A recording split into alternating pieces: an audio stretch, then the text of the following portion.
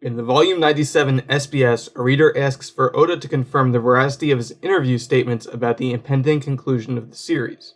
Oda responds in two parts. First, he clarifies that his past statements meant the most exciting part of Luffy's adventure, culminating in the discovery of the treasure One Piece, will be complete within 5 years. He didn't state this directly, but I feel we should put an asterisk on this part of the answer to mean 5 years after the conclusion of Wano. Oda goes on to state that beyond Wano, he's going to draw the biggest war to date in One Piece. Oda's statement here seems to distinguish the publication of the series from answering the question of what is One Piece. However, Oda's intended meaning in the first part of his answer is widely disputed in the One Piece fan community. I don't personally possess knowledge of the Japanese language, so my opinion here should not be considered authoritative in any way, and I certainly cannot clarify Oda's answer based on the manner in which it was worded. However, in a previous video I outlined from a narrative perspective why I side with those who believe Oda's statement implies the answer of what is One Piece will be answered in 5 years' time, meaning arrival at Laugh Tale and discovery of the treasure, rather than conclusion of the entire series. In this video, I want to focus on the greatest war in One Piece history, which will follow the Wano story arc as foreshadowed by Oda in the Volume 97 SBS. As I believe there are two major phases left in the story, I believe this conflict is likely distinct from the final war which will follow the discovery of One Piece. In Chapter 801, titled Opening Speech, Doflamingo, in the wake of the collapse of his underworld network, warns that the war for supremacy in the New World is going to escalate to an unprecedented scale. I believe this is the war Oda refers to in the Volume 97 SBS. Doflamingo held the reins of power in the world of piracy, and without his influence, the New World will descend into chaos. Indeed, we already see this happening in the current Wano story arc where Luffy, among other members of the Worst Generation, is now pitted against Kaido and Big Mom, two of the four emperors. I believe this conflict which will follow Wano is distinct from the final war, which will conclude the entire series. At the Battle of Marineford, in his final moments, Whitebeard warned Sengoku and the world government of the global war which will come after the treasure One Piece is discovered and the true history is presumably revealed. Oden's note to Toki in Chapter 973 similarly portends a war great enough to split apart the world's seas, 20 years in the future from the moment of Oden's death. The One Piece world is presently restless. The balance of power was disturbed by Whitebeard's death 2 years earlier at Marineford, and Blackbeard's rise to the rank of emperor has created a turbulent era of piracy. The world government has disbanded the 7 warlords and deployed Vegapunk's mysterious new weapon to restore the status quo through a great cleansing. Meanwhile, the Revolutionary Army has declared war on the Celestial Dragons,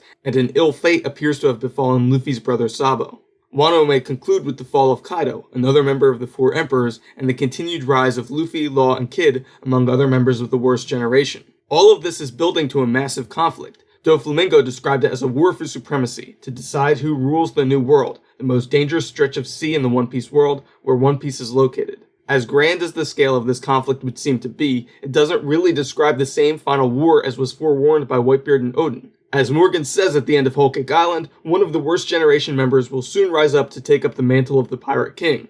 At least 2 of the 4 emperors, Blackbeard and Shanks, maintain their influence in the New World, and I remain convinced that Big Mom's role in the narrative will extend beyond Wano to a future Elbaf story arc. The Straw Hats, among other members of their cohort, continue to rise, and the defeat of Kaido will certainly go a long way to solidifying the title of Emperor foisted upon Luffy by Morgans. Yet the focus of this upcoming conflict is on deciding the one who will inherit One Piece, become the next Pirate King, and by extension inherit the will of Roger and Joy Boy. But the final conflict of the series is bound to be even greater in scale, a war to split the seas apart and decide the fate of the entire world. One Piece was left behind by Joy Boy for a specific purpose. I elaborate further on this idea in videos discussing moon symbolism and the lyrics to Bank Sake. What's relevant here is the fact that the entire One Piece world waits for a day when the ancient wrong of the Void Century will be reconciled. The Sea Kings, the Minks, the Kozuki, the Shandorans, the Fishmen, and Zunisha all wait for a future promised day. The Sea Kings say even the whales cry out in anticipation. Whitebeard understood that the catalyst to this epochal shift will be discovery of One Piece. The destruction of Fishman Island, Ryugu Kingdom following the path toward the sun, Zunisha arriving at its destination, the final war and the new dawn are all events which must be preceded by the discovery of One Piece and the revelation of the true history.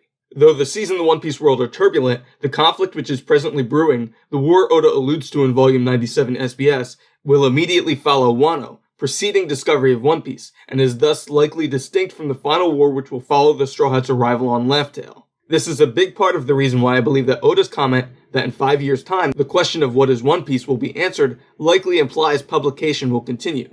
Despite the huge scale of the One Piece world, which features hundreds of characters, each with their own story, the central narrative arc, even in its most dramatic moments, has been focused on the Straw Hat Pirates on their epic adventure along the Grand Line in pursuit of the legendary treasure One Piece.